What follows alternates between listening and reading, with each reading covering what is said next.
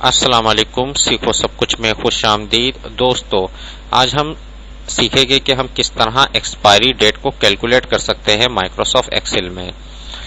For example, अगर आपके पास आप कोई मेडिसिन कंपनी में काम कर रहे हैं और अगर आप मेडिसिन जो बनाते हैं वो 31 दिसंबर 2016 को बनाते हैं और आपको ये कहा जाता है कि 65 डेज में वो एक्सपायर हो जाएगी, तो उसकी एक्सपायरी डेट आप किस तरह निकाल सकते हैं। तो आइए देखते हैं कि इसको किस तरह किया जा सकता है। इसके लिए आपने क्या है, एक फार्मूला लगाना है कि इस सेल रेफरेंस को प्लस करवा देना है 65 डेज से। For example is equal to मैंने लगाया और इस डेट को सिलेक्ट किया और प्लस किया 65। तो ये क्या करेगा कि इस डेट में 65 डेज का इजाफा कर देगा, तो जिससे हम एक्सपायरी डेट निकाल पाएंगे। जैसे ही मैंने एंटर किया, एक्सपायरी डेट आ गई 6 मार्च 2017, क्योंकि 31 दिसंबर 2016 को वो प्रोडक्ट बनी है और उसकी एक्सपायरी डेट 65 डेज के बाद 6 मार्च 2017 है। इसी तरीके से अगर आपको कहा जाता है कि 5 महीने के बाद उसकी एक्सपायरी डेट, इस प्रोडक्ट की एक्सपायरी डेट क्या होगी, तो ये अगर आपने निकालना हो तो किस तरह निकालेंगे। अगर मंथ आए तो उसके लिए एक्सेल में एक फार्मूला यूज होता है, फंक्शन यूज होता है ई डेट का। तो ई डेट का फार्मूला आप यूज कर सकते हैं।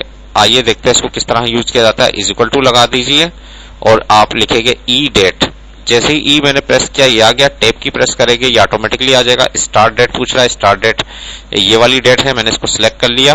कॉमा, उसके बाद आपसे पूछ रहा है मंथ, कितने महीने, मैंने बता दिया कि 5 मंथ।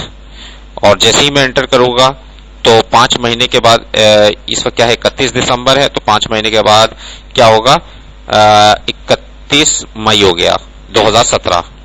तो इस तरीके से मंथ अगर आपके पास दिया है तो उसके लिए आप ये फंक्शन यूज कर सकते हैं। अगर आपके पास ईयर दिया हुआ है 2 साल का, 3 साल का, 4 साल का, तो उसकी अगर एक्सपायरी डेट अगर आपने करनी है तो उसको किस तरह किया जा सकता है।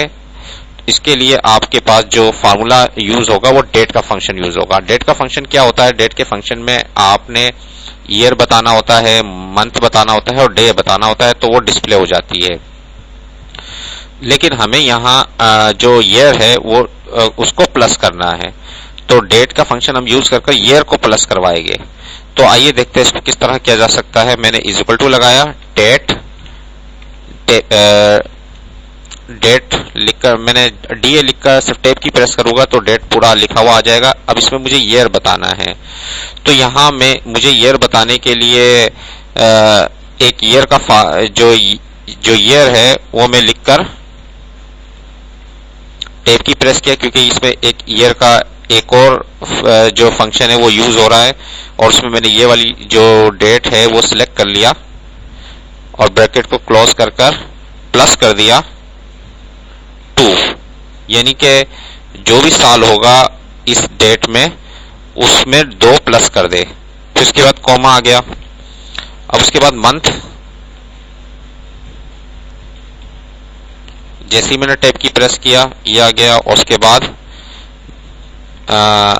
मैंने ये सेल लिया जो ओरिजिनल डेट है और इसमें कुछ प्लस कराने की आपको जरूरत नहीं है, इसको आप एज इट इज लिखते हैं। फिर उसके बाद कॉमा, उसके बाद डे का आपको फंक्शन यूज करना पड़ेगा, DAY, और टैब की प्रेस कर दे और इसको सिलेक्ट कर ले तो ये डे उठाकर ले आएगा। ब्रैकेट को क्लोज कर दे 2 बार और एंटर कर दे। तो देखिए दोस्तों, 2 साल के बाद क्या होगा कि 2018 आ जाएगा, 31 दिसंबर 2018।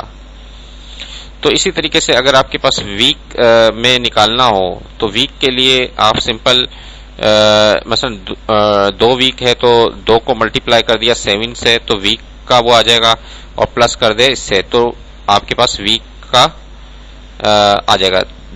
अब इसमें 2 वीक्स दिए हुए हैं, 2 वीक्स में क्या होता है 14 डेज होते हैं, तो 7 7 14 डेज, तो 14 डेज इसमें प्लस हो जाएगा, तो इस तरह आपके वीक्स आ जाएंगे, एक्सपायरी डेट आ जाएगी। तो इज इक्वल टू लगाकर मैंने क्या किया है, इस सेल को सिलेक्ट कर लिया और प्लस कर दिया 2 और मल्टीप्लाई कर दिया 7। तो इस तरीके से आप देख रहे हैं कि 14 जैन 2017 आ चुका है। तो इस तरीके से ये एक्सपायरी डेट कैलकुलेट की जाती है। तो दोस्तों कितना आसान तरीका है एक्सपायरी डेट कैलकुलेट करने का, तो आप इन फार्मूले को यूज कर ये काम कर सकते हैं। उम्मीद है कि ये वीडियो आपको बहुत पसंद आई होगी। लाइक और सब्सक्राइब करना मत भूलिएगा दोस्तों। आप मेरे चैनल को सब्सक्राइब जरूर कीजिए ताकि कोई भी नई वीडियो आए तो उसका नोटिफिकेशन आपको मिल जाए। Thanks for watching. Allah Hafiz.